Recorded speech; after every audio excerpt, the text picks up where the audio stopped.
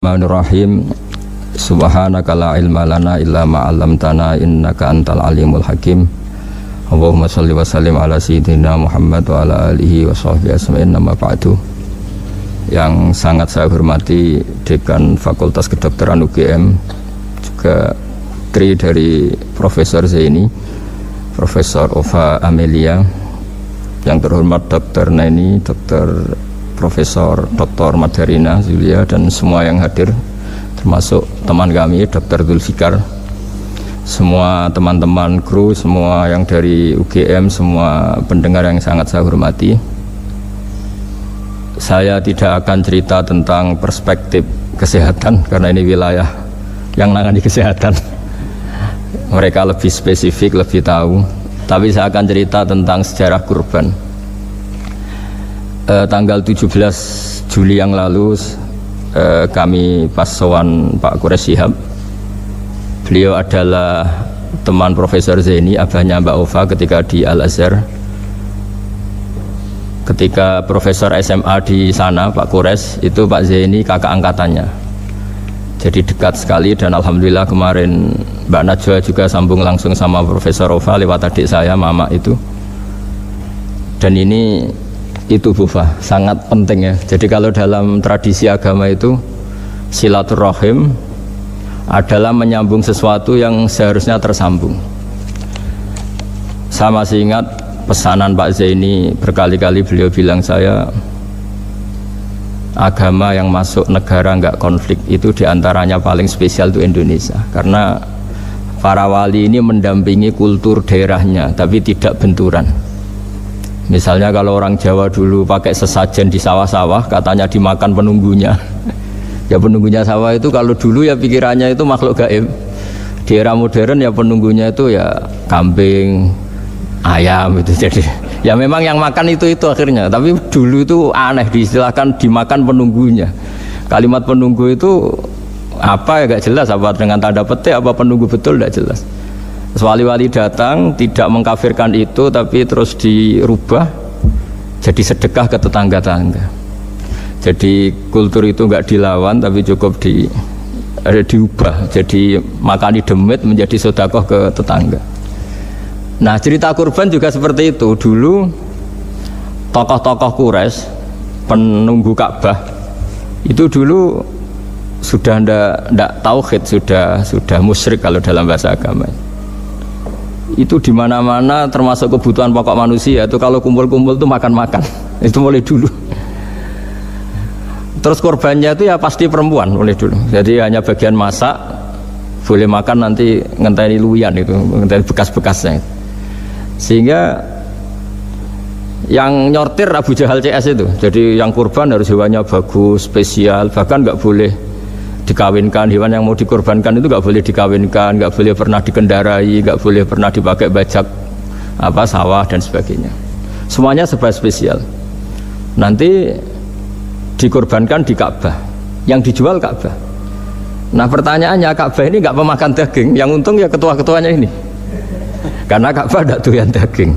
Dan itu ya di atas namakan Allah, ini demi taqarrub ila Allah, demi itu. Sehingga mereka bilang waqalu hadhihi an'amu wa harsun hijrul la yat'amuha illa man nasa'u bisamihim. Ini hewan kurban harus spesial, dan yang berhak makan hanya orang-orang spesial, yaitu para penunggu Ka'bah, para sadanatul bait. Tapi karena mereka sudah tidak benar, tidak jujur, Islam mau merubah tradisi itu. Tapi kalau tradisi itu dirubah, maka Islam akan terkenal pelit, karena dari acara makan-makan menjadi tidak ada makan-makan. Jadi kadang kebenaran itu harus diganti dengan sesuatu yang tidak ekstrim, karena tadi dari acara makan-makan menjadi sama sekali nggak makan-makan. Maka terus diganti oleh Islam dengan kalimat udhiyah, dengan kata kurban. Nah, kenapa itu harus terjadi? Karena kurban itu sebetulnya syariatnya Nabi Ibrahim, di mana orang Mekah itu memang turunan Nabi Ibrahim, sehingga sisa-sisa makan-makannya masih. Cuma mulai ada melenceng, ada sesajen, ada khurafat, ada bid'ah. Kemudian itu mulai masalah. Terus Rasulullah Muhammad SAW datang ingin benahi itu. Tapi yang dibenahi adalah menghilangkan kemusyrikannya, bukan makan-makannya. Akhirnya diganti oleh udhiyah. Nah, kenapa ada kurban? Kalau dalam banyak literatur, Nabi Ibrahim alaihissalam itu nabi yang paling, dengan tanda kutip, mengklaim kalau beliau itu orang paling sayang kepada Allah, paling dekat kepada Allah. Nggak ada yang dicintai selain Allah. Beliau memaklumatkan itu baik secara lisan maupun di gemuruh hatinya, di bisikan hatinya, di detak jantungnya, pikirannya seperti itu. Pas itu beliau belum punya putra karena beliau termasuk lambat punya anak. Suatu saat ditakdir punya putra, yaitu Ismail. Pas seneng-senengnya jalan, pas seneng-senengnya punya anak, sama Allah disuruh nyembelih. Anak kamu harus kamu sembelih. Ibrahim kaget. Kenapa ya Allah? Kamu adalah orang yang sering ngomong bahwa yang paling kamu cintai saya. Tapi setelah ada anak kamu, kayaknya enggak. Protes Nabi Ibrahim lah. Yang benar Gusti, iya harus anak kamu. Karena beliau kadung janji, kadung komitmen yang paling dicintai Allah, tidak ada yang lain. Saya akan mencintai engkau ya Allah, meskipun harus mengorbankan anak saya. Singkat cerita terus disyariatkannya kurban itu. Ketika Nabi Ibrahim berkomitmen melaksanakan perintah itu, Ismail juga mau nurut, terus sama Allah diganti oleh hewan kurban yang bernama kambing itu. Sehingga versi cerita itu bahwa Allah akan maklumi ketika orang mencintai Allah secara serius, bersamaan dengan itu orang juga mencintai anaknya dengan proporsi masing-masing. Itu di khazanah-khazanah yang saya baca. Versi kedua, tapi ini nanti nggak perlu dipertanyakan, nanti kalau UGM tanya itu versi yang paling baik, yang paling benar gimana? Yang tanya juga bid'ah, yang jawab juga bid'ah nanti. Karena itu wilayah yang kadung terjadi. Jadi kalau dalam ilmu hadis itu, kalau kadung terjadi, mau kamu unggulkan yang mana, tetap saja yang terjadi hanya satu, mau kelewat. Beda dengan istihad solusi. Karena mau terjadi ya kita uji coba. Kalau nggak cocok yang A ya cocok alternatif B, alternatif C. Kalau sudah kelewat, mau gimana? Kalau salah ya salah aja kan. Versi kedua begini. Semoga versi kedua ini yang benar. Kalau ini benar, keren. Nabi Ibrahim itu memaklumatkan diri. Kalau dalam bahasa Arab itu iddia itu mengklaim bahwa dia adalah orang yang paling sayang terhadap makhluk Allah, semua hamba Allah. Terus beliau diterbangkan ke langit. Ya karena UGM ini lembaga akademik, nanti saya baca teksnya. Kalau bahasa Arabnya itu takbirnya. Diterbangkan ke langit, ke alam malakut. Ya tidak usah ditanyakan cara terbang gimana, nanti ribet nanti itu. Setelah diterbangkan di langit, wa kadzalika nuri Ibrahim malakutas samawati wal ardh, diperkenalkan alam langit, terus dipertontonkan. Itu ada sekian hamba Allah yang nyabu, yang ngefly, yang dugem, pokoknya yang maksiat-maksiat itu. Ibrahim ditanya sama Allah, gimana itu mereka menurut kamu? Damirhum, habisi saja ya Allah. Mereka makan rezekimu, hidup di bumimu, tapi mereka tidak mengindahkan engkau. Matikan saja. Sama Allah diturutin. Jalan-jalan lagi sampai 3 kali peristiwa tempat-tempat maksiat itu dihabisin sama Nabi Ibrahim. Beliau minta sama Allah supaya itu dihabisin. Singkat cerita, terus beliau diturunkan sama Allah. Setelah diturunkan, ya Allah tidak jawab, tidak apa. Allah itu punya sunnah, punya tradisi, dengan nabinya itu tidak jawab. Suatu saat Nabi Ibrahim disuruh bunuh anaknya, disuruh nyembelih. Protes kan? Huwa samratu fuadi, ini kekasih saya, putra saya, kenapa engkau nyuruh membunuh? Terus kata Allah, kamu tidak ingat di malam kamu saya mi'rajkan melihat hamba-hambaku, dan itu yang bikin aku, dan saya cinta sama mereka yang bikin saya, kamu enak saja minta dibunuh. Sengkerian gantian saya yang minta, kamu tidak nurutin gitu. Kamu pas minta saya tidak tak pikir, langsung tak turutin. Kenapa saya yang sekarang minta kamu mikir gitu. Tapi huwa samratu fuadi, itu buah hati saya. Lah memangnya makhluk-makhluk itu makhluk siapa? Saya yang bikin. Kamu enak saja nyuruh bunuh. Nah semenjak itu jadi kearifan kita. Makanya Mbak Ova ini kalau guyonan di dunia kiai, kalau ada majikan bentak pembantunya yang salah meletakkan piring atau gelas, pasti cara berpikir mesti pembantunya ada cantik.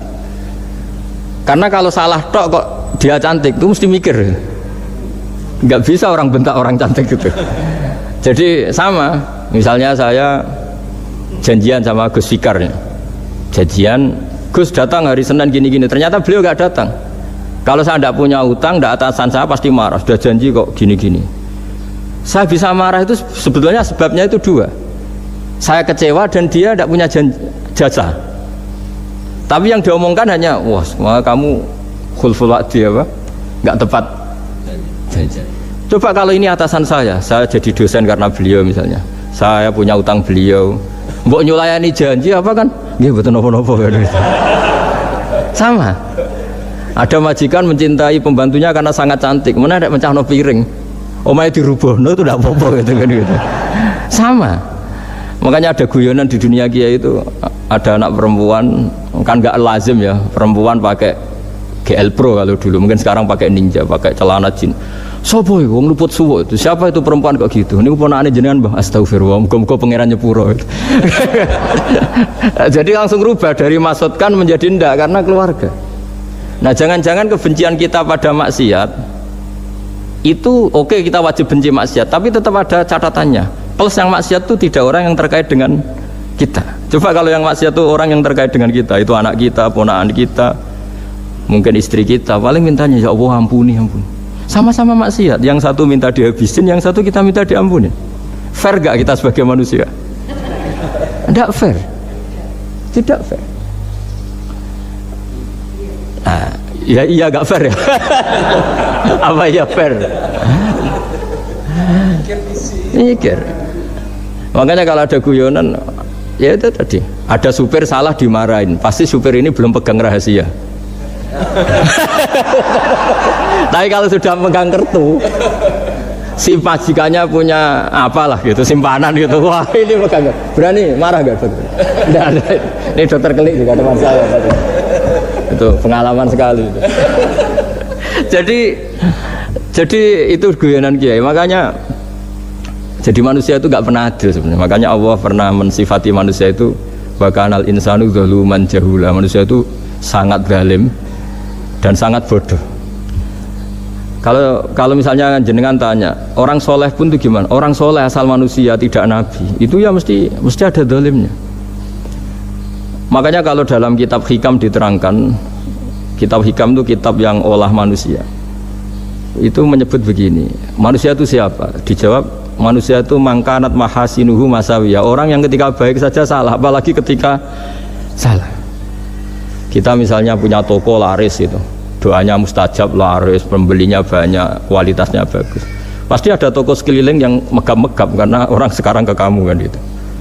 Sama di kampus ya gitu, kalau ada kampus besar yang lain pasti kemahjub, terhalangi karirnya di semua, sehingga orang supaya terus merasa salah. Rabbana dzalamna anfusana, meskipun kita sedang benar pun.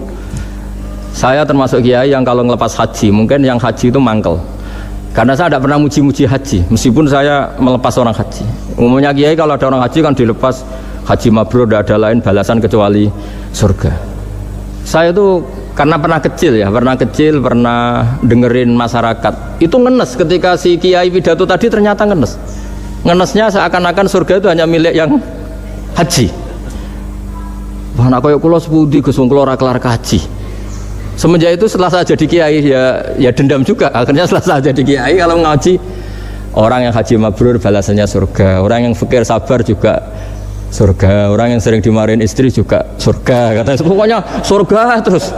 Sampai yang mau haji itu, Gus, gimana kok bahas kita kok sama dengan mereka? Ya karena saya ada ulama pesanan, kata saya gitu. Jadi artinya gini, ketika Anda muji ibadah haji, jangan kira yang ngenes tidak banyak, yang ngeluh juga banyak, karena mereka ada takdir gak mampu haji.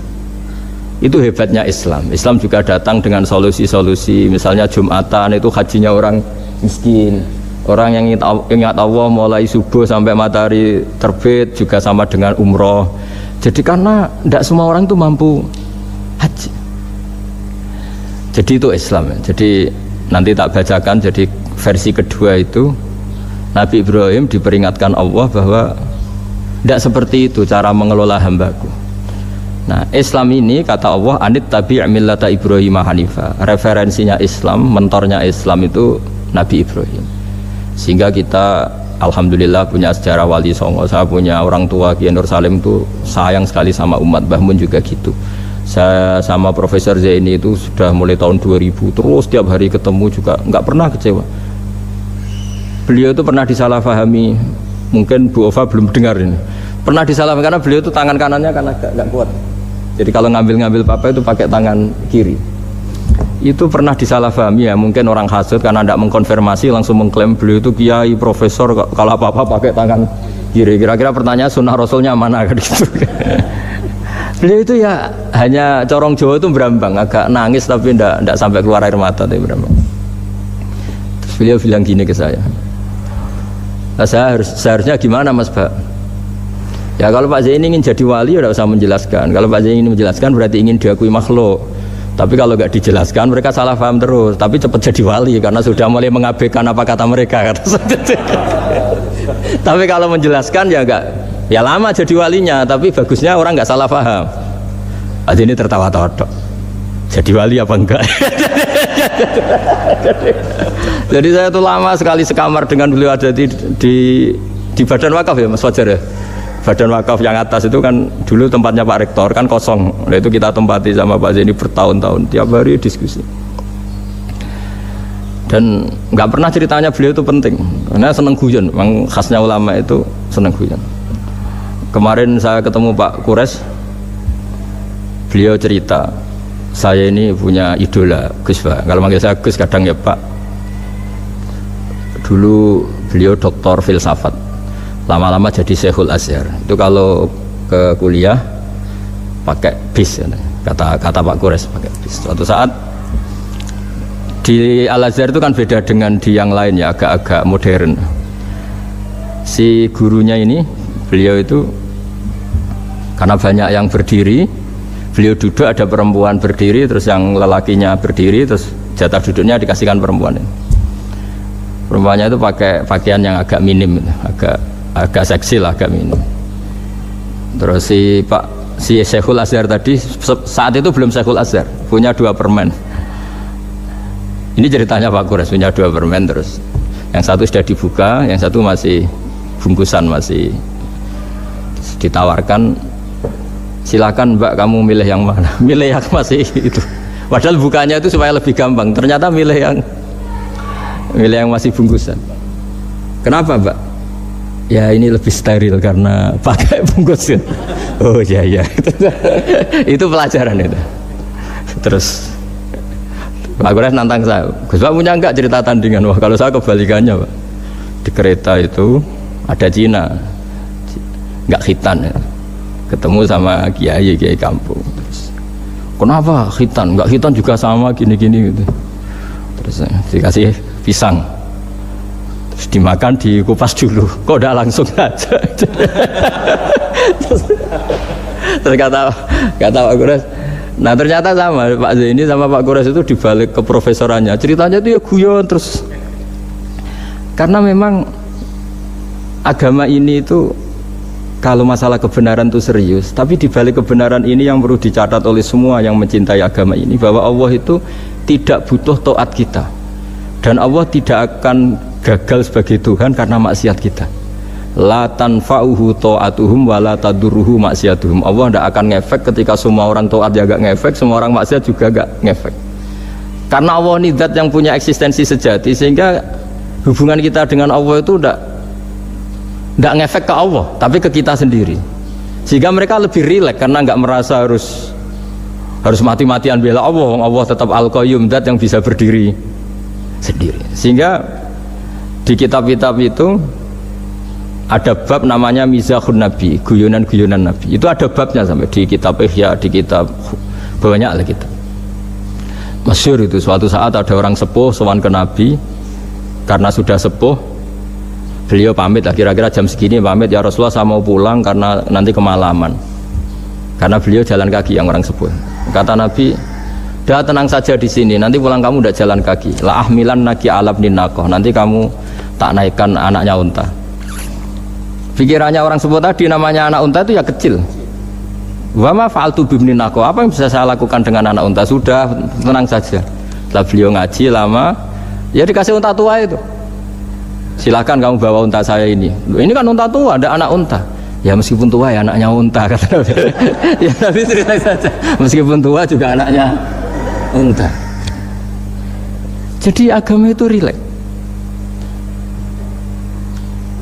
Nabi Ibrahim kembali lagi ya karena syariat Ibrahim. Nabi Ibrahim itu pernah minta supaya nyawanya itu diperpanjang karena beliau ya, umumnya orang itu kan ingin nyawa panjang, ingin umurnya panjang. Beliau yakin penting nyawa panjang, umur panjang. Allah tidak jawab gak apa. Suatu saat ada tamu, orangnya itu sepuh sekali. Nabi Ibrahim karena orang yang sangat menghormati tamu dikasih kurma, apa itu? Anggur. Itu setiap dimakan dikunyah meler lagi keluar. Karena sudah sepuh, nggak ada giginya, dikunyah keluar lagi. Itu jawabnya Nabi Ibrahim, ya Allah, masuk lagi ke kamar, sholat lagi, mengcancel doa panjang umur. Katanya Ibrahim, oh jenengan jawab toh gitu. Artinya kalau ingin tua sekali ya nasib kamu kayak itu gitu. Jadi karena beliau tahu itu jawaban terus masuk kamar, oh jawab toh Gusti jenengan, terus membatalkan doanya. Itu Nabi Ibrahim. Kalau orang sekarang enggak, ndonga ngarani, ya tua ya tetap sehat, tetap wah itu. Itu lebih ribet itu. Iya, jadi karena doa itu kalau nggak diperjelas itu ya repot. Ini cerita supaya kita berislam itu ceria. Saya Mbah Mun itu meskipun kiai top senengannya nggih guyon bapak saya, tapi guyon itu ada yang wajib. Saya dulu itu janggal. Ini cerita ya, mungkin kalau di kampus-kampus umum agak asing, tapi ini cerita. Nuduh zina itu dosanya besar sekali. Saya ulang lagi, nuduh orang lain zina itu dosanya besar sekali. Disebut bab qadzaf. Saya pernah menjumpai 3 kiai besar Bu Ofa, 3 kiai besar, kiai top semua. Di majelis itu ada gosip bahwa si A itu punya selingkuhan sama Sri itu misalnya, atau dengan siapalah, dengan perempuan. Itu kalau di Arab itu senengannya pakai Salma, Laila Majnun Salma. Kalau di Jawa itu kasihan korbannya itu. Ya, tapi itu contoh saja ya. Itu si Kiai 3 tadi gak ngefek, malah tanya gini, loh apa perempuannya cantik? Wah cantik sekali Mbah. Cantiknya sampai kayak apa? Malah bicara cantiknya perempuan. Saya itu ya pertama iskal, ini Kiai kok bakas orang apa? Cantik, orang ayu ya. Setelah majelis itu bubar, yang penggosip tadi ya yang gosip ini gak kiai, yang pembisiknya ada kiai, yang gosip ini gak kiai, cuma kiai 3 ini posisi mendengar, tapi malah tanya cantiknya tadi. Singkat cerita setelah orang itu pulang bilang gini, Gus, itu kalau saya bilang iya dengan gosip itu saya ikut qadzaf, saya ikut menuduh orang lain zina, itu dosa besar. Selain itu saya kiai, kalau saya bilang iya dianggap membenarkan. Maka untuk mengalihkan gak bicara nuduh, jadi guyon tadi. Jadi guyonnya itu karena kalau kita tadi bilang iya artinya mengiyakan, dan itu artinya qadzaf, punya dosa besar karena nuduh orang lain zina. Diperparah dia kayak besar kan, orang menjadi percaya karena yang ngomong bukan penggosip lagi tapi ya. Maka dialihkan tadi, loh ayo nucung. Sampai segitunya kearifan ini. Sehingga dulu ketika Ma'is itu seorang sahabat yang pernah salah besar. Itu Nabi ketika beliau ada gosip salah gitu ya, Nabi masih, jangan-jangan kamu hanya mimpi Jung, jangan-jangan kamu hanya megang tapi tidak sampai zina. Sampai terakhir Nabi tanya, afi aklikaseun, jangan-jangan otak kamu ini sudah agak error. Saking tidak inginnya Nabi mempercayai hal-hal seperti itu. Nah problem kita di zaman sekarang justru kadang nyari-nyari supaya tahu buktinya. Yang dulu para orang soleh menghindari bukti itu supaya enggak suudzon, sekarang orang mencari-cari bukti. Padahal itu dilarang, wala tajassasu, orang enggak boleh mencari-cari kesalahan orang lain. Nah itu kearifan yang saya dapatkan dari Bapak, dari Mbah Mun, dari Pak Zaini, dari Pak Gures. Mereka orang-orang yang luar biasa menghindari ngomong penting. Sekarang itu orang banyak yang sering ngomong penting, sebenarnya itu malah salah. Karena kalau ngomong penting itu vonis terhadap orang lain. Tapi kalau kamu rileks, tidak. Nabi dulu itu rileks sekali. Ketika beliau ngaji gini, terus ada pemuda lewat bawa cangkul mengabaikan pengajian Rasulullah. Banyak sahabat bilang, celaka orang itu, ada Nabi ngaji kok tidak ikut. Jawabannya Nabi unik. jangan-jangan dia punya keluarga yang harus kerja, dan kalau harus kerja untuk nafkah keluarganya itu juga ibadah, itu ya sunnah saya. Jadi Nabi rileks saja, tidak tersinggung, tidak. Nah, kenapa kita butuh rileks? Karena kebenaran sekali dipaksakan itu jadinya benturan. Dan itu wali-wali Songo itu dulu sudah berpikir seperti itu. Sehingga Pak Zaini yang sering ngendikan sama saya, kita ini bisanya mengikuti Mas Bah, kalau manggil saya Mas, tidak bisa benturan. Sehingga tadi ada modifikasi dari sesajen menjadi sedekah, dari apa menjadi apa. Jadi tidak langsung benturan. Dan itu khazanahnya, bacaan-bacaannya banyak sekali. Termasuk peristiwa Udhiyah tadi. Jadi dulu kurban itu dipakai ajang orang-orang tokoh Quraisy supaya dapat daging yang bagus, di atas namakan Ka'bah. Jadi agama ini dijual mulai dulu. Sekunane kuno agama ini dijual. Dan agama mulai dulu ya prospek. Ka'bah itu bisa menyedot wisatawan berapa, wisata religi. Sehingga dulu ada Ka'bah tandingan, perhitungannya juga ekonomi. Jadi mulai dulu itu ya sudah seperti itu, mau apa Bang Allah bikin dunia seperti ini. Jadi dulu, mulai dulu agama itu ya, sampai orang Yahudi gak mau iman sama Nabi ya pikirannya sederhana, kalau saya tokoh banyak yang sowan, banyak yang ngasih-ngasih. Kalau saya ikut Muhammad, saya anak buah, yang ngasih saya siapa itu. Jadi perhitungannya juga ekonomi. Jadi ketika Abraham mau bikin apa Ka'bah tandingan, itu perhitungannya juga ekonomi. Jadi ribet kan memang, kalau manusia itu sudah ribet. Tapi Islam ini datang bukan untuk itu, tapi memaklumi itu. Itu hebatnya Nabi Ibrahim. Ketika beliau berdoa, ya Allah, keluarga kami saya tempatkan di Mekah. Rabbana liyuqimus sholata faj'al af'idatam minan nasi tahwi ilaihim warzuqhum minas samarat. Cuma menurut Islam dibalik, ya Allah, kita ini ingin anak-anak kami ini bersujud kepada Engkau, ingin anak-anak kami ini melakukan sholat. Tapi mereka ini manusia yang untuk ketahanan hidupnya butuh makan, butuh rizki, butuh ekonomi. Maka tolong ekonominya dijaga ya Allah. Jadi dibalik, demi sholat menjaga ekonomi. Jangan dengan demi ekonomi meninggalkan sholat. Jadi dibalik, jadi demi sholat menjaga ekonomi. Juga termasuk menjaga politik. Andaikan tidak ada orang Islam yang cakap politik, terutama yang soleh-soleh, kemudian negara bikin aturan ala mereka, sholat dianggap larangan, pengajian dianggap larangan, juga repot. Makanya mulai dulu kiai-kiai itu ya politik, karena nggak ingin negara ini diatur oleh orang yang anti sholat, anti agama. Karena kalau negara terserah yang sedang jabat, kemudian yang jabat tidak soleh, bisa nganggap maksiat-maksiat tidak ilegal, yang pengajian justru ilegal. Nah, di sini kenapa banyak orang-orang soleh dulu ya rata-rata ya berpolitik, mulai sebelum kemerdekaan sampai setelah kemerdekaan. Jadi itu ada filosofinya.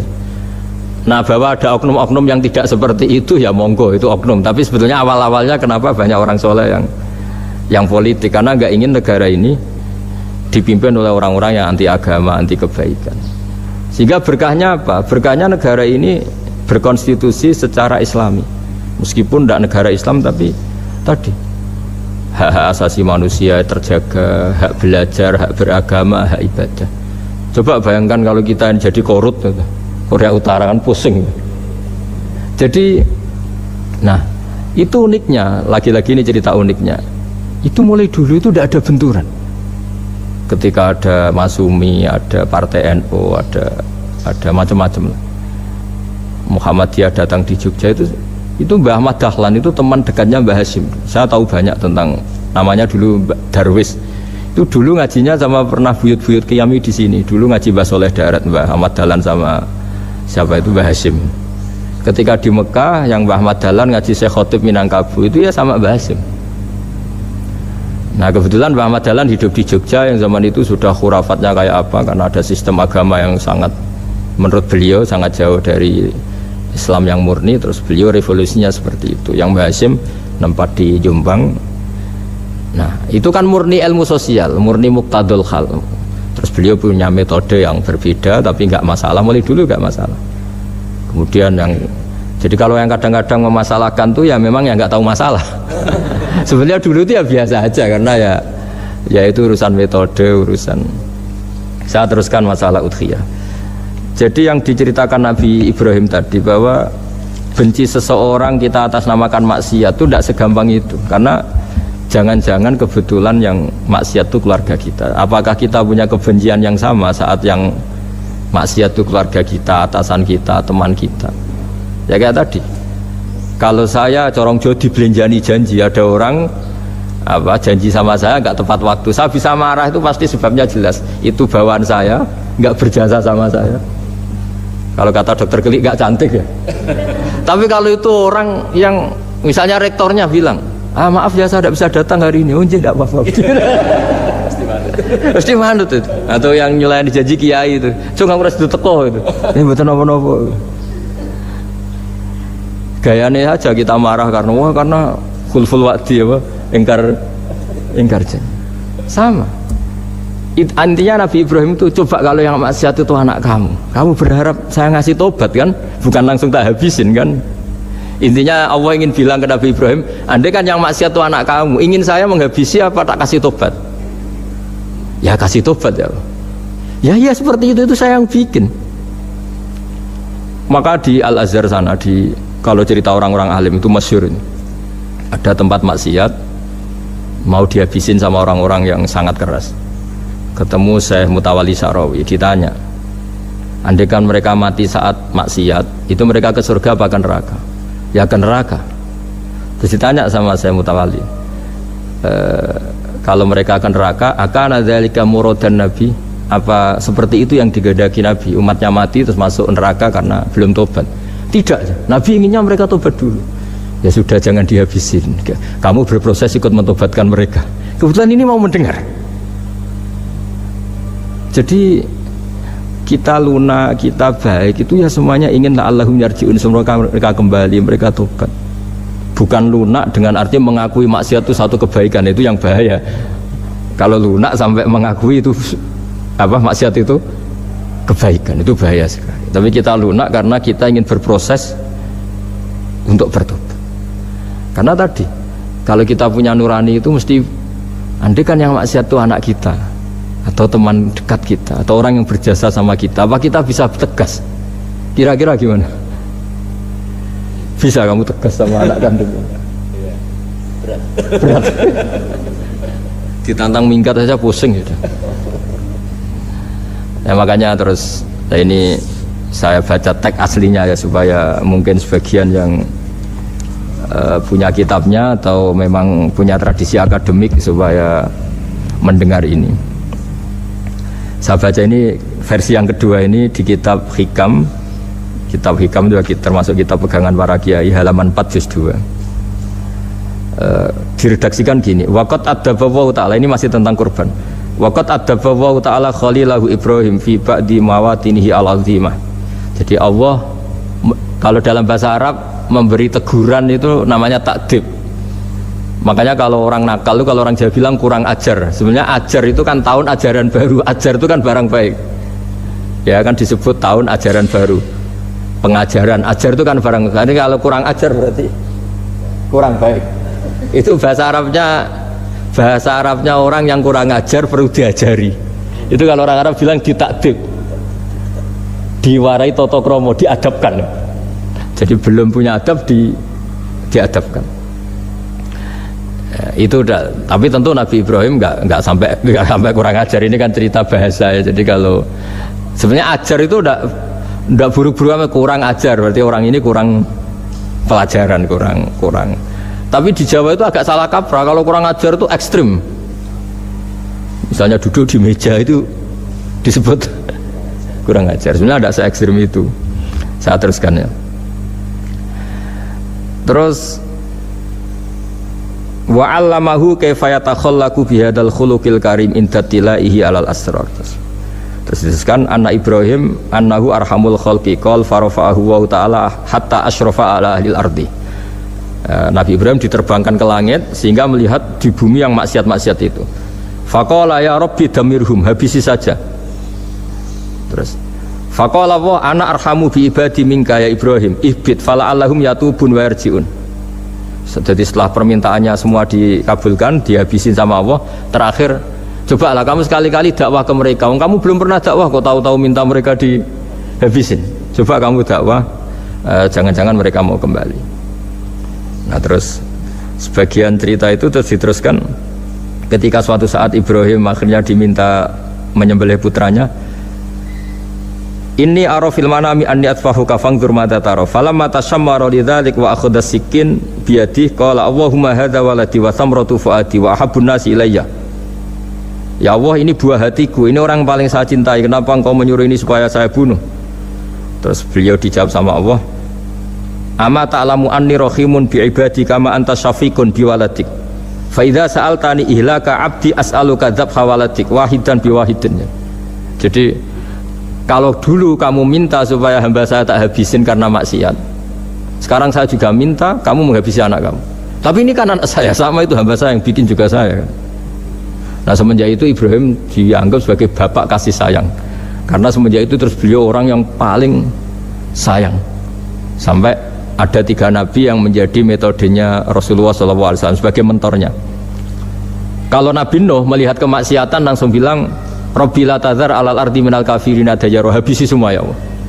Tapi kalau Nabi Ibrahim apa? Faman tabi'ani fa innahu minni wa man asani fa innaka ghafurur rahim. Orang yang ikut saya ya karuan kelompok saya, dan yang sebelum ikut semoga engkau mengampuni. Tentu lewat proses dakwah, lewat proses. Nah, Wali Songo, kembali ke Wali Songo dan para guru-guru kita itu seperti itu semua. Jadilah Islam yang di Indonesia, Islam rahmatan lil alamin, itu konstruksinya ya dari ilmu-ilmu seperti ini, bacaannya seperti ini. Karena ternyata kita tegas tadi ujung-ujungnya karena itu tidak cantik, tidak atasan kita, tidak berjasa sama kita. Kamu kalau ada supir telat, supir kok telat datang kantor gini, pasti supir itu belum pegang rahasia. Setelah pegang rahasia tak jamin aman itu meskipun telat. Karena lebih ngeri pasti. Artinya manusia itu kayak apa ngeklaimnya tegas, disiplin, objektif. Kira-kira iya apa enggak? Enggak lah kayaknya ya. Ya pasti tadi.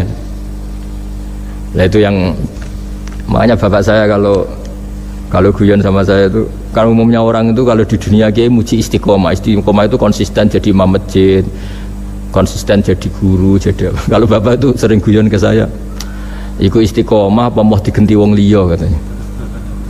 Artinya di balik istiqomah itu juga ada catatan lain. Jangan-jangan ambisi gak mau diganti orang lain. Jadi artinya manusia itu dalam benar saja ada unsur salahnya, apalagi pas salah gitu maksudnya. Nah ya pas benar saja ada unsur salahnya, apalagi pas salah. Nah itulah, dengan sudut pandang seperti ini adalah orang terus gak gampang menghakimi orang lain, karena manusia yang baik adalah cukup dia merasa aibnya banyak, salahnya banyak, kemudian itu menyibukkan dia dari mencari-cari aibnya orang lain. Makanya kalau dalam cerita Ibrahim alaihissalam, karena kurban itu identik dengan syariatnya Nabi Ibrahim, ini saya punya catatan yang kemarin tak baca juga di Jakarta. Itu suatu saat Nabi Ibrahim itu didatangin orang Majusi dulu. Orang Majusi itu ya tidak beragama. Singkat cerita, Nabi Ibrahim itu terkenal kaya dan suka menghormati tamu. Dulu tamu itu sangat penting dihormati, karena dulu gak ada warung, terus padang pasir. Kalau sekarang itu ya wajib dihormati, tapi tidak wajib-wajib banget, karena biasanya sudah marung di mana-mana. Sudah marung, di mobilnya bawa apa? Bekal. Kalau dulu di padang pasir, kalau tamu gak dihormati bisa mati betul. Kadang sudah hari perjalanan itu nggak makan nggak apa, karena di padang pasir warung nggak ada, nggak bisa ngopi-ngopi ya dulu. Sehingga kalau menghormati tamu dulu itu pahalanya luar biasa ngasih makan itu. Kalau sekarang ya pahalanya biasa aja, karena ya tamunya makannya ya biasa aja, karena sudah kenyang duluan itu.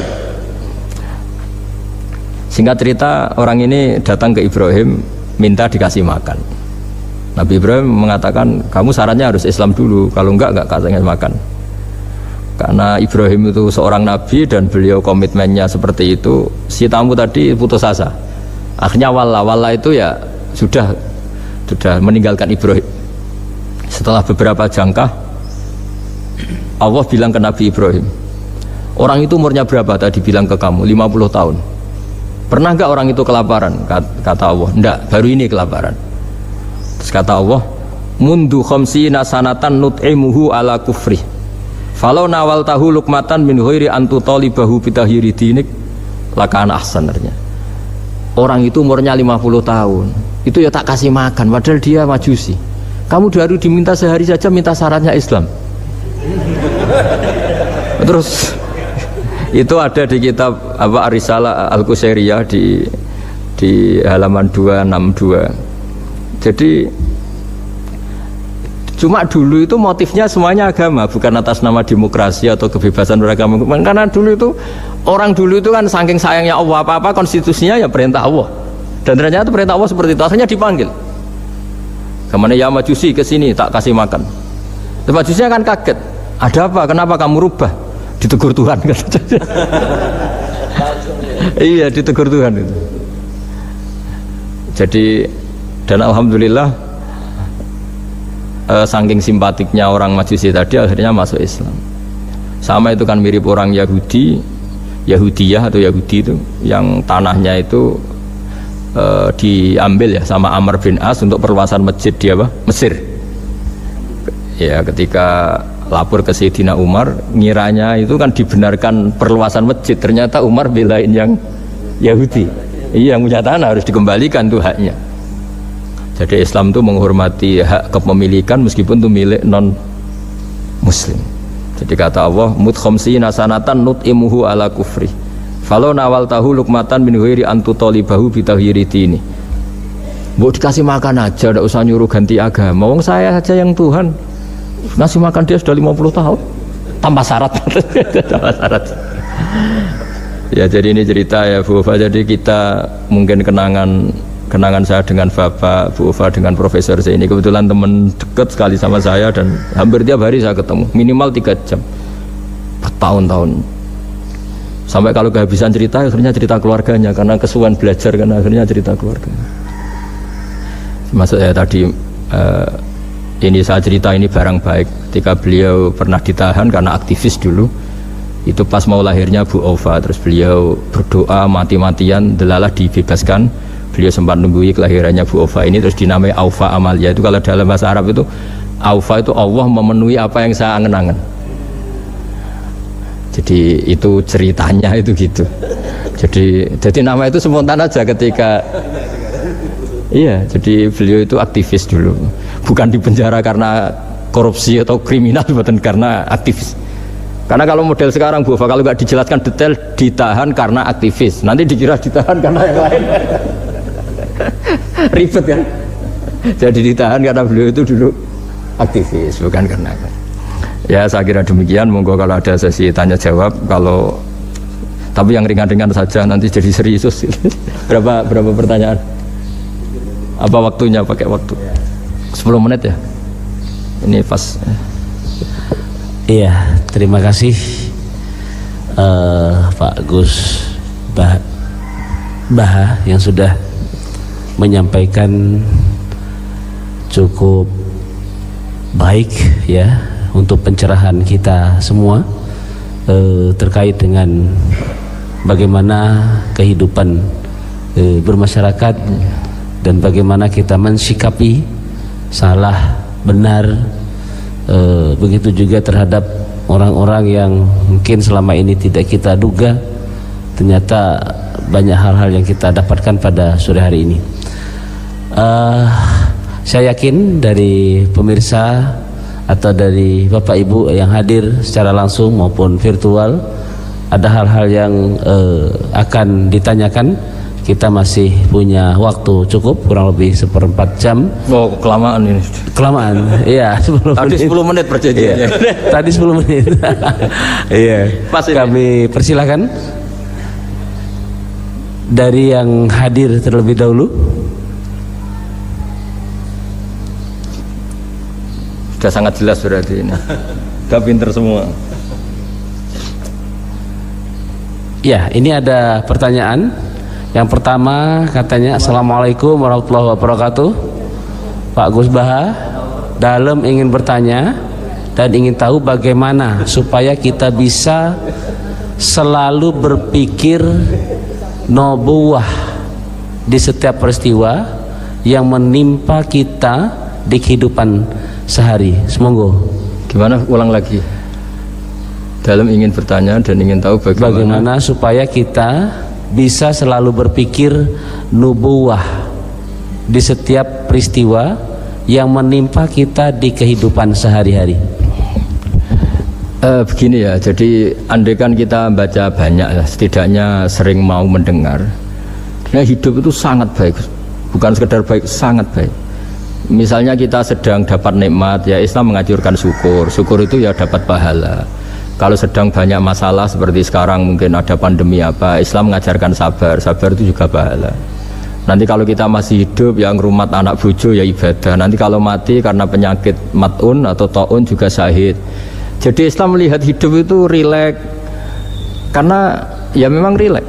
Ketika ada orang miskin susah makan enak, itu kata ulama idamuhu alju. Kalau kamu ingin makan enak, kata si miskin ya ingin, gampang makan enak itu. Kamu sangat lapar, nanti semuanya juga enak. Jadi, itu nubuah. Jadi Nabi itu resepnya gampang. Coba kalau sampean puasa melihat tempe itu sudah tertarik sekali.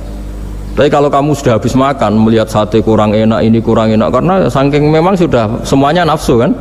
Tapi kalau sudah puasa semuanya enak. Jadi kalau ingin nubuah, misalnya kita miskin itu ada fadilahnya orang miskin, keutamaan orang miskin. Itu malaikat ngauditnya bingung karena mau diaudit apanya, nggak punya apa-apa kan. Jadi artinya barokahnya miskin, kita hisabnya juga ringan, mau diaudit apanya nggak punya bapak. Iya kan? Nah, yang orang kaya, barokahnya kaya bisa amal, bisa ikut bantu masjid, bantu madrasah, bantu kebaikan. Nah, itu berpikir nubuah.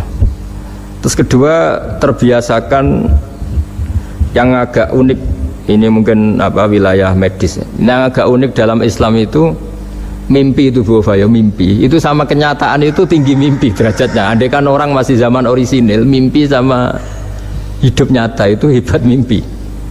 Karena begini, misalnya saya melihat ibu-ibu sama bapak-bapak melihat langsung seperti ini, saya mesti berpikir nafsu. Kalau yang saya punya kepentingan ini tak anggap orang prospek, kalau yang nggak punya kepentingan tidak prospek.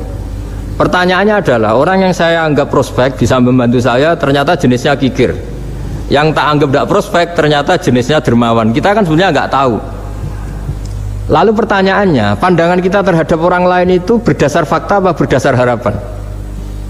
Berdasar harapan. Tapi kita ngeklaim seakan-akan itu fakta. Nah, beda dengan mimpi. Asal tidurnya benar loh ya, tidak muakan banyak terus ngorok tidur itu. Tidurnya benar, misalnya kita posisi normal, wudu, setelah wudu baca ayat kursi terus tidur kayak posisi orang meninggal ya, mujur nggak utara ya, pokoknya kayak orang meninggal itu. Ya utara dan selatan terus menghadap kiblat. Itu kalau mimpi. Itu ada alamat-alamat yang lebih orisinal daripada kehidupan nyata. Ini contoh agama. Nah, artinya gini, makanya Nabi pernah ngendikan mimpi itu bagian dari 46 dari bagian kenabian. Itu jumlahnya 46%. Tapi ya tidur yang seperti tadi. Artinya gini, sarana kita bisa mendeteksi alam gaib, kalau boleh dibahasakan alam gaib, itu sebenarnya orang Islam itu masih punya sarana satu, yaitu mimpi. Karena dengan mimpi ini semua organ kita, semua sistem kita itu kayak off. Setidaknya sistem keinginan kita. Yang ada adalah pemberian gitu, cara berpikir agama lah ya. Saya tidak tahu kalau cara berpikir media. Jadi kalau orang tidur, itu sistem keinginannya dia kan habis, hilang. Yang ada keinginan Allah. Jadi dia posisi diberi. Tapi kalau kita terjaga gini, melihat orang lain, wah ini prospek, ini enggak, padahal faktanya orang ini yang kita sebut prospek ternyata antipati sama kita atau enggak keinginan nolong kita. Yang kita bilang enggak prospek justru orang yang di hatinya ingin menolong kita, kan enggak pernah tahu kita. Makanya banyak orang salah pilih kan di situ. Karena bagaimana orang lain kamu vonis atau kamu hakimi, kamu statuskan sesuai keinginan kamu. Kalau mimpi kan enggak bisa. Nah sehingga kalau dalam penelitian Bu, kenapa Nabi itu, mimpinya Nabi itu wahyu. Ya kan, kalau dalam agama kan mimpinya Nabi itu wahyu. Karena tidurnya normal gitu. Normal artinya kelas A tadi lah.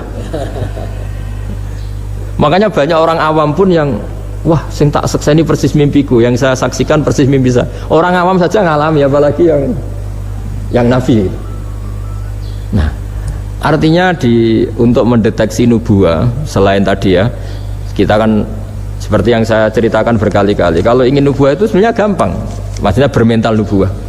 Kalau saya sekarang hidup, ya anggap saja bisa melakukan kebaikan lagi. Kalau sekarang saya mati atau akan mati, anggap saja mati itu mengakhiri semua potensi keburukan Anda. Sekarang mungkin kita ada zina, ada korupsi, ada maling, tapi siapa yang bisa menjamin bahwa kita tidak akan maksiat di masa depan? Dengan mati potensi itu hilang. Makanya Nabi melihat mati itu ya sederhana. Wa tawaffani idza kanatil wafat khairan li. Ya Allah, hidupkan kami ketika hidup kami menambah kebaikan. Matikan kami jika mati itu mengakhiri kejahatan.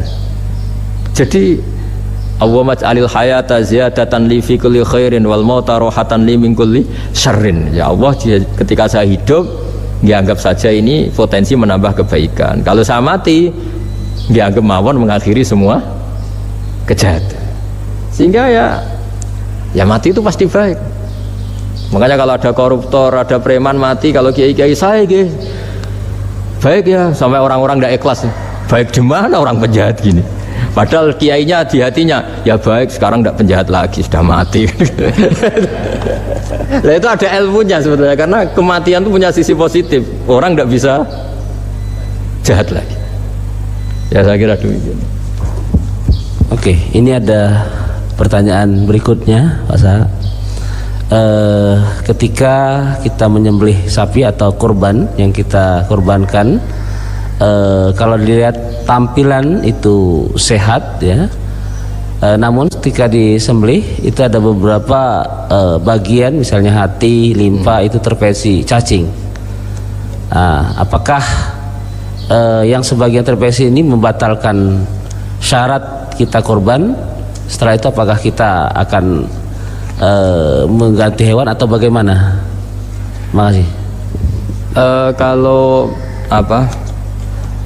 Islam ya, Islam kan istilahnya masyhur itu ya dalam pegangan ilmu usul fikih. Nahnu nahkumu bidzahir, kita ini hanya berpegangan yang kita lihat.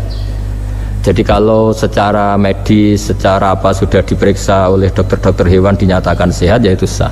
Bahwa faktanya nanti ada limpa atau hati yang terinfeksi, ya itu nggak usah dimakan tentu, tapi korbannya tetap sah.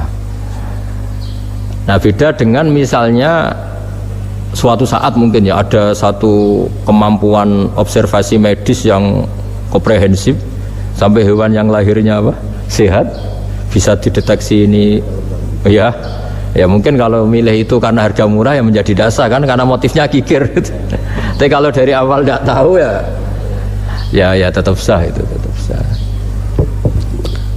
Iya, sambil nunggu pertanyaan, ini ada beberapa mungkin titipan pertanyaan. Titipan pesanan pesanan ya. Kayak partai politik. Bahwa ya kalau dulu kan misalnya Nabi Ibrahim itu memang orang yang sudah Islaminya kuat, dengan Allah itu memang sudah percaya dan memang pasrah gitu ya. Ketika ingin menyembelih putranya itu adalah untuk peningkatan keimanan atau ketakwaan. Nah kira-kira dalam aplikasi sekarang, kira-kira apa yang kira-kira bisa menyamai seperti itu? Kita misalnya sebagai orang kesehatan, sebagai pendidik, mungkin sebagai karyawan, kira-kira apa yang menyamai keimanan atau ketakwaan seperti itu, Pak? Oh ya, jadi saya punya kitab namanya Khilyatul Aulia. Di situ ada beberapa catatan orisinil ya yang ada di kitab Taurat, Injil yang masih orisinil, karena perawinya, pencatatnya itu orang yang Coro Jawa menangi lah, yang pernah neliti itu. Itu diantara yang diceritakan di kitab-kitab itu adalah memaklumatkan diri, bikin sarana publik yang mudah dimengerti. Jadi kita pakai contoh yang awam saja ya. Kita tahu kalau itu bidan karena di situ ditulis bidan siapa, Sri Handayani misalnya. Di situ dokter gigi ditulis dokter gigi. Kita tahu itu dokter gigi. Toko juga gitu, ini toko bangunan. Terus kita tidak salah pilih. Masa beli lipstik di toko bangunan? Semua itu barokahnya tulisan itu. Barokahnya maklumat itu. Nah, dulu yang dituhankan itu berhala. Berhala itu barang fisik muncul. Akhirnya nggak ada pilihan lain, orang menyembah berhala karena itu yang dimunculkan. Sehingga agama ini syaratnya harus muncul. Yuzhirahu ala dini kulli. Agama ini harus muncul. Zuhur itu maknanya muncul. Makanya dikatakan waktu sholat zuhur, karena di mana waktunya sangat jelas. Karena maknanya zuhur itu muncul. Nah, Nabi Ibrahim itu Nabi yang setiap malam munajat itu doanya gini ya, enggak doa ya, kayak bergumam emosi, tapi emosinya Nabi. Ya Allah, dunia ini tidak fair. Engkau zat yang begitu penting, Engkau Tuhan yang mengatur alam raya ini. Kemudian orang tidak mengenali Engkau. Coba betapa buruknya bangsa Indonesia kalau nggak tahu kalau presiden itu Pak Jokowi misalnya, atau orang UGM nggak tahu rektornya itu Pak Manut misalnya, dekannya Bu Ova di kedokteran, itu kan lucu. Atau anak kamu nggak tahu kalau kamu orang tuanya, itu kan mangkel loh, betul itu. Tahu saja enggak. Nah, Ibrahim itu tiap malam gitu, dunia ini tidak fair, Engkau Tuhan yang begitu penting menciptakan langit bumi, kemudian manusia itu tidak mengenali Engkau, bahkan menyembah selain Engkau. Wah itu, nah supaya Allah diketahui gimana? Terus ada simbol-simbol itu, ada masjid, ada pengajian, ada macam-macam. Nah ilmu sosial juga gitu. Mungkin ya banyak lah orang yang tanpa kurban pun sedekah daging sama tetangga atau ngasih uang sama temannya untuk nyate gitu. Tapi ini nggak bisa dimaklumatkan. Yang bisa dimaklumatkan adalah pas udhiyah, pas kurban. Jadi intinya gini, kebenaran itu menjadi baik itu kalau dimaklumatkan, terus orang lain mudah mengakses. Nah itu termasuk syariat besarnya Nabi Ibrahim. Makanya disebut sya'irullah, sesuatu yang terkenal sekali. Jadi syiar itu pengajian supaya apa? Syiar itu harus terkenal. Nah barokahnya terkenal itu menjadi tahu. Misalnya ini masjid diketahui. Masa kan nyun sewu misalnya ini klub saja ada namanya, masjid nggak ada misalnya menaranya. Orang mau ke maksiat gampang mencari, mau ke masjid enggak. Makanya Mbah Mun guru saya itu termasuk unik, berfatwa masjid itu wajib ada menaranya. Dulu saya iskal wajibnya di mana. Tapi setelah saya pikir-pikir memang menara itu penting, karena tadi mau tempat maksiat aja gampang, nggak masa ke masjid susah ya. Terus tulisan kamar mandi juga penting, karena dengan itu tamu nggak mikir kan. Nah kalau nggak ada tulisannya, yang cowok ke wanita, yang wanita ke cowok kan jadi ribet. Nah di antara syariat Nabi Ibrahim yang mendekatkan ke Allah apa? Memaklumatkan, ya memaklumatkan bahwa Allah adalah Tuhan dengan berbagai cara, mulai pelatihan, mulai macam-macam. Ya sama lah orang Indonesia kok nggak tahu kalau ideologinya Pancasila itu yang mangkel betul itu. Saking nggak disosialisasi misalnya atau nggak dimaklumatkan. Jadi awalu hadzal-din itu at-tahaddi atau wal i'lam. Pertama Nabi jadi Nabi dari Gua Hira itu ya langsung naik ke Gunung Sofa, memaklumatkan diri kalau beliau Nabi yang mengajarkan tauhid. Jadi makanya saya ini ya umumnya orang kiai lah, saya Pak Zeni semuanya itu sebenarnya inginnya juga orangnya. Karena apa? Karena tidak tahu kan. Makanya pertama kali ibadah sama Allah itu apa? Ma'rifatullah. Coba pertama ibadah itu apa? Ma'rifatullah kan, mengenali bahwa Allah itu Tuhan. Jadi itu yang paling penting. Kalau tidak tahu, nah, misalnya di pondok saya ini terus saya dianggap Pak badhe metu sinten dulu, aku kiai deh citra kan kenyak uang gitu. Jadi makanya Nabi Ibrahim itu mangkelnya kayak apa?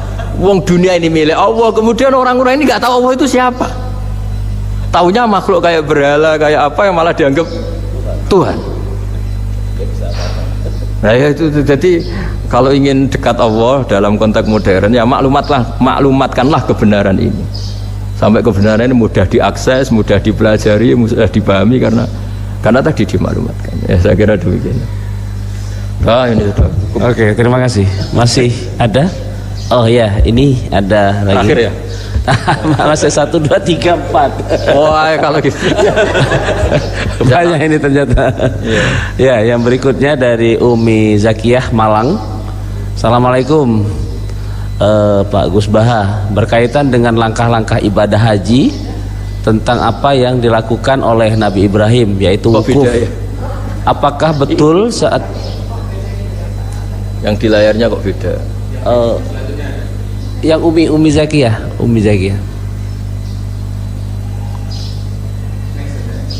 Next.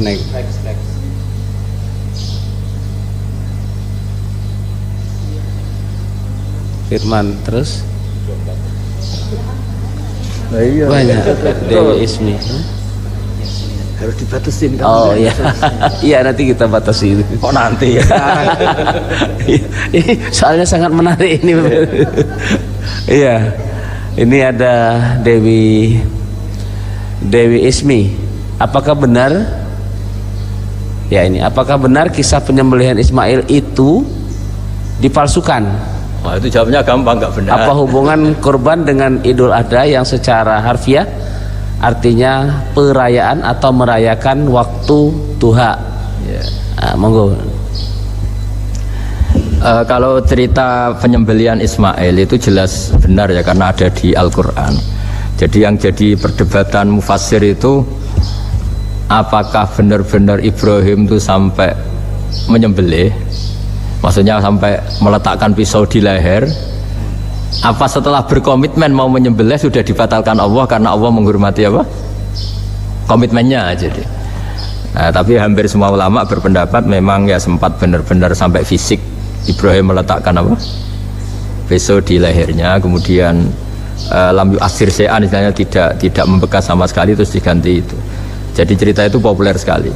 Tapi yang penting adalah tadi cerita saya bahwa itu karena Ibrahim pernah mengklaim beliau cinta Allah itu enggak tertandingi oleh makhluk apapun. Terus diuji ketika punya anak, mencintai anaknya, terus diuji dengan cara kalau kamu betul hanya mencintai saya, ya anak kamu sembelih gitu. Ternyata mau juga, berarti betul gitu. Tapi setelah betul ya sudah tetap normal lah, tetap. Tapi tidak usah dipraktekkan nanti kalau. Terus kalau masalah udhiyah itu bukan kaitannya dilakukan waktu duha, ndak. Memang duha yudhi tadkhiyatan itu artinya ya menyembelih yang memang kebetulan waktunya setelah sholat. Nah, waktu sholat itu kemudian bisa dibahasa Arabkan waktu duha. Jadi ya memang saling terkait. Kalau bahasa Arab itu memang semuanya begitu. Jadi kalau orang yang perilakunya baik itu disebut Muhammad, orang yang terpuji. Sehingga Nabi Muhammad punya nama lain namanya Ahmadu, saya memuji Allah.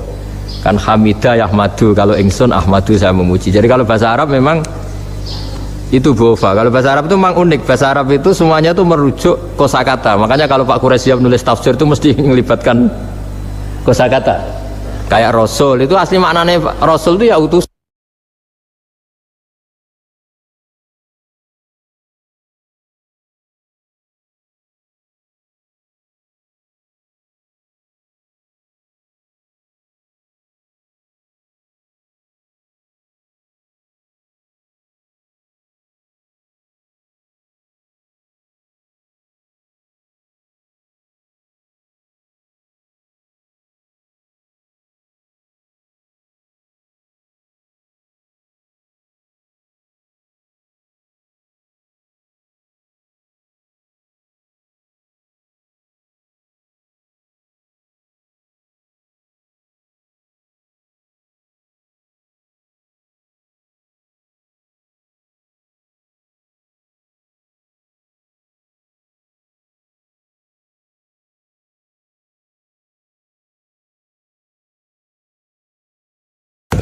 Dapat istrinya orang.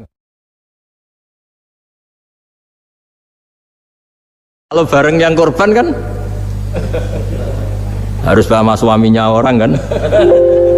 Ya saya bilang gitu, ya Allah itu tidak kayak yang kamu pikirkan gitu.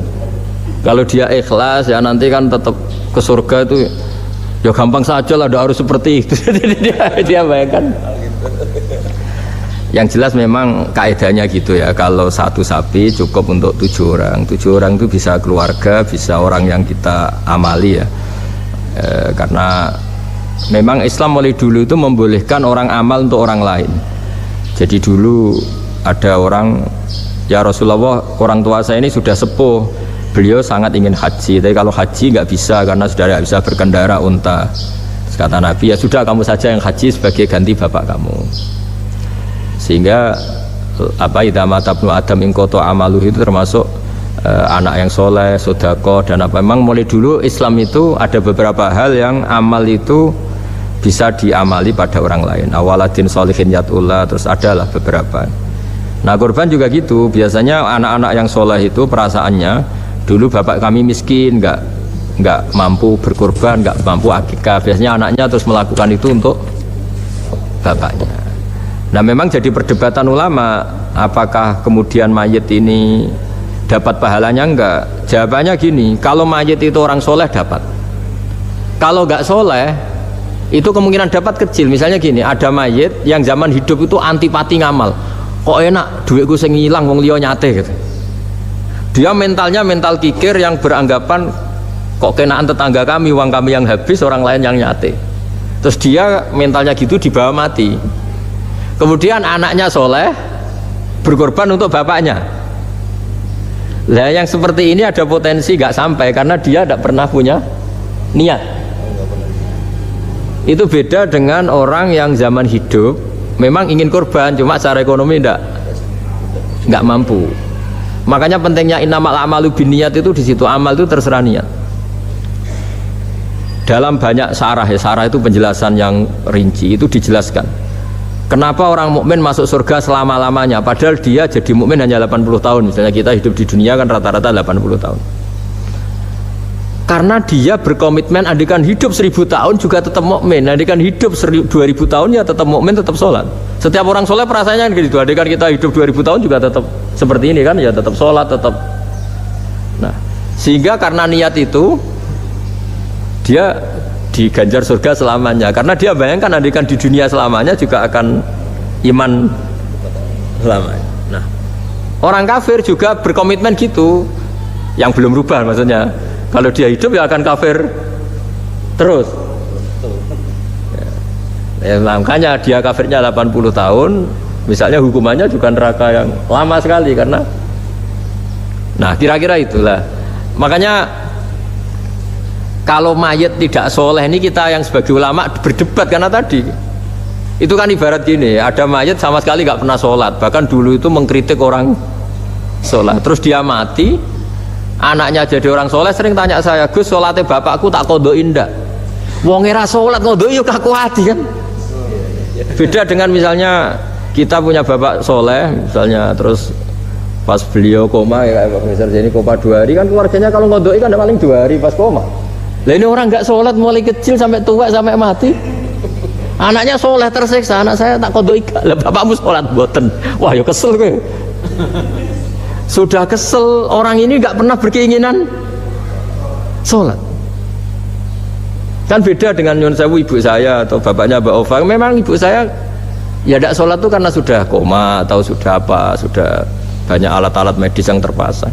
Ini cara ngodoi jumlahnya ya jelas dan sumbut karena memang beliau andikan sehat komitmennya juga sholat. Nah ini yang orang kadang salah kaprah, bisa enggak amal sampai mayit? Sebetulnya di dunia ulama perdebatannya bukan masalah sampai tidaknya, mayitnya ini siapa gitu. Kalau mayit ini soleh jelas dawuh Nabi man sanna sunatan hasanatan falahu ajruha wa ajru man amila biha ila yaumil qiyamah. Orang baik kemudian mengajarkan kebaikan pasti dia dapat investasi kebaikan itu. Dan siapapun yang meniru dia dapat sahamnya. Itu nggak ada perbedaan antara NU, Muhammadiyah, Wahabi, semuanya sama. Yang debat itu yang nggak paham. Tak jamin itu yang debat itu yang nggak paham. Wong hadisnya jelas sahih apa?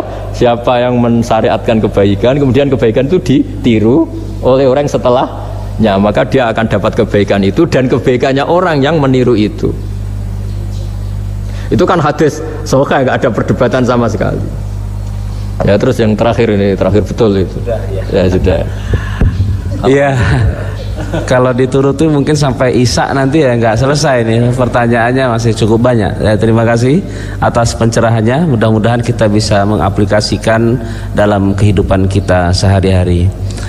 Untuk berikutnya agar kita mendapatkan hidayah, petunjuk dari Allah dan lebih barokah, kita akan menutup doa. Sebelumnya saya sebagai moderator, apabila ada kekurangan, kekhilafan, saya mohon maaf yang sebesar-besarnya, dan apabila ada kebenaran itu betul-betul dari Allah Subhanahu wa taala. Untuk selanjutnya doa penutup kami persilahkan kepada Gus Bah untuk menutupnya. Bismillahirrahmanirrahim. Ahmaduka bi annaka alhamdu la ilaha illa anta al-hanan al-manan. Ya badi'as samawati wal ardi ya hayyu ya qayyum ya dzal jalali wal ikram. Antarzuqana ya husna tawati fika wa tahati fika. Allahumma shalli wa sallim ala nabiyyika Muhammad wa ala alihi wa sahbihi ajma'in. Allahumma ij'alna aminin salimin mu'afin min kulli bala'in fil akhirah. Waj'al ya Allah istima'ana hadha istima'an mubarakan ma'suman wa iftiraqana ba'da hadhi iftiraqan mahfudan. Innaka ala kulli syai'in qadir, innaka ala kulli syai'in qadir, innaka ala kulli syai'in qadir. Allahumma yassir wa la tu'assir, wa yassir wa la tu'assir, wa yassir wa la tu'assir. Fa inna taysira al-asira 'alaika yassir wa anta ala ma tasha'u qadir. Rabbana atina fid dunya hasanah wa fil akhirati hasanah wa qina adzabannar. Sallallahu ala sayyidina Muhammad wa ala alihi wasallam. Subhana rabbika rabbil izzati amma yasifun. Wassalamu ala mursalin. Alhamdulillahi rabbil alamin. Terima kasih. Semoga dengan doa ini akan menambah iman dan takwa kita kepada Allah Subhanahu wa taala. Billahi taufiq wa hidayah.